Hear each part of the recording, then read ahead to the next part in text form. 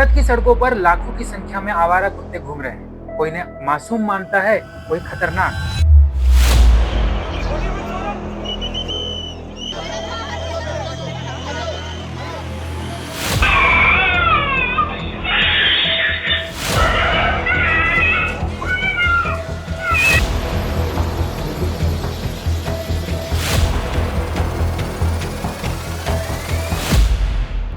सवाल यह है कि क्या इंसान की जिंदगी सस्ती है और कुत्तों की जिंदगी कीमती?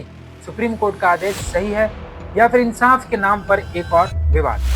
हाल ही में सुप्रीम कोर्ट ने आदेश दिया कि आवारा कुत्तों को मारा नहीं जा सकता, उन्हें पकड़कर शेल्टर होम में रखा जाए, उनका वैक्सीनेशन कराया जाए। अदालत का कहना है कि जानवर भी इसी धरती पर जीने का हक रखते हैं। सुनने में यह बात बहुत खूबसूरत लगती है, लेकिन असल जिंदगी में तस्वीर उतनी ही डरावनी है। 2019 की 20वीं पशु जनगणना के अनुसार भारत में 1.53 करोड़ आवारा कुत्ते दर्ज किए गए हैं। दिल्ली में अकेले 60,000 से ज्यादा कुत्तों का अनुमान था और अब ये संख्या और भी बढ़ चुकी है।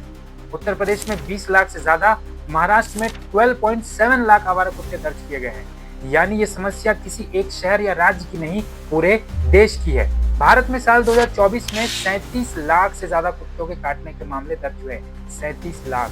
सिर्फ दिल्ली की बात करें तो 2025 के जनवरी महीने में ही 3,196 केस सामने आए, यानी प्रतिदिन एवरेज देखें तो 103 मामले हर दिन आ रहे हैं। 2024 पूरे साल में दिल्ली में 25,000, 2023 में 17,000 और 2022 में 7,000 मामले सामने आए थे। सोचिए, साल दर साल ये खतरा कितना बढ़ रहा है।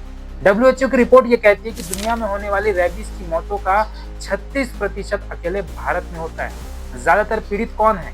गरीब, झुग्गी बस्ती में रहने वाले बच्चे जो गलियों में खेलते हैं और अचानक कुत्तों के झुंड का शिकार बन जाते हैं। गौ हत्या होती है, लाखों मवेशी कटते हैं, उस पर कोई सड़क पर उतरकर प्रोटेस्ट नहीं करता है। लेकिन जब बात आवारा कुत्तों की आती है तो अचानक देश के बुद्धिजीवी जाग हो जाते हैं। क्या यह दिखावटी संवेदनशीलता नहीं है? सुप्रीम कोर्ट का आदेश ना तो पूरी तरह गलत है, ना पूरी तरह सही है। जानवरों को भी जीने का हक है, लेकिन इंसानों की सुरक्षा भी जरूरी है। एनिमल लव अच्छा है, मगर वो इतना भी अंधा ना हो जाए कि इंसान की जान की कीमत छोटी पड़ जाए। याद रखिए, संविधान का मकसद संतुलन है। इंसान और जानवर दोनों को साथ लेकर चलना है, लेकिन इंसान की जिंदगी से बड़ा कोई प्रोटेस्ट नहीं हो सकता। देखिए, मैं खुद भी पशु प्रेमी हूँ, महादेव का भक्त हूँ। महादेव स्वयं पशुपतिनाथ कहलाते हैं, यानी सब पशुओं के स्वामी हैं। लेकिन इसका मतलब ये नहीं है कि अंधा पशु प्रेम दिखाया जाए और इंसानों की पीड़ा को अनदेखा कर दिया जाए। कुछ लोग चिकन मटन खाकर लाखों जानवरों को काट कर खाते हैं और फिर कहते हैं कि पशुपतिनाथ का क्रोध आएगा। सोचिए जरा, जो खुद रोज मांस खाते हैं, वो जब आवारा कुत्तों की बात आती है तो अचानक संत बन जाते हैं। हाँ, मानता हूँ सभी लोग मांसाहारी नहीं हैं, कई वेजिटेरियन भी है, लेकिन सवाल यह है, गरीबों और झुग्गी बस्ती में रहने वालों का क्या होगा? उन मासूम बच्चों का क्या होगा जिन्हें रोज कुत्ते काट रहे हैं?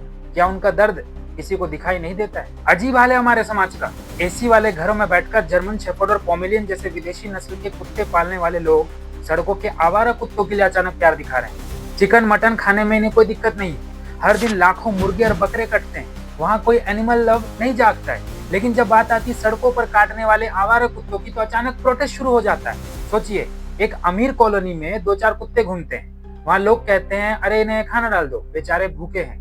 लेकिन उसी वक्त किसी झुग्गी बस्ती में 10 से 15 कुत्तों का झुंड किसी छोटे बच्चे पर अगर हमला कर देता है तो उस माँ बाप का दर्द कौन समझेगा? क्या उन गरीबों की जिंदगी की कोई कीमत नहीं है? आज कुछ लोग कह रहे हैं सुप्रीम कोर्ट भगवान नहीं है।